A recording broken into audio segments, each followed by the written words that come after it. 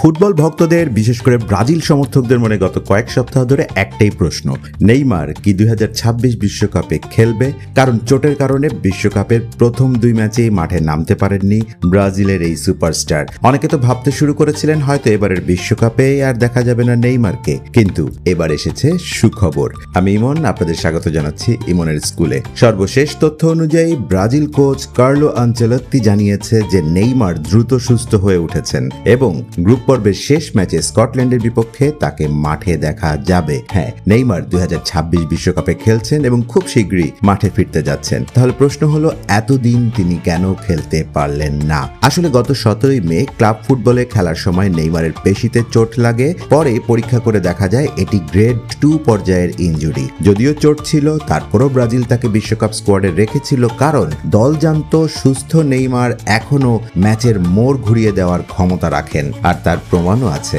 বিশ্বকাপ বাছাই পর্বে চোটের কারণে খুব বেশি ম্যাচ না খেলতে পারলেও মাত্র 4 ম্যাচে তিনি 2টি গোল করেছেন এবং সতীর্থদের দিয়ে করিয়েছেন আরো 3টি গোল। এটাই কিন্তু নেইমারের প্রভাব। তাই ব্রাজিল সমর্থকদের জন্য সবচেয়ে বড় খবর হলো, নেইমার 2026 বিশ্বকাপ থেকে ছিটকে যাননি, বরং তিনি সুস্থ হয়ে আবার মাঠে ফেরার খুবই কাছাকাছি আছেন। এখন দেখার বিষয় স্কটল্যান্ড ম্যাচে তিনি কতক্ষণ খেলেন এবং নকআউট পর্বে ব্রাজিলের জন্য কত বড় ভূমিকা রাখতে পারেন। একটা কথা কিন্তু নিশ্চিত, নেইমার মাঠে থাকলে ব্রাজিল আরো ভয়ঙ্কর হয়ে ওঠে। আর কোটি কোটি ব্রাজিল সমর্থক এখন সেই মুহূর্তের অপেক্ষাতেই আছে। নেইমারের প্রত্যাবর্তনে কি ব্রাজিলকে এনে দেবে মিশন হেক্সা? সেটার উত্তর সময়ই বলে দেবে।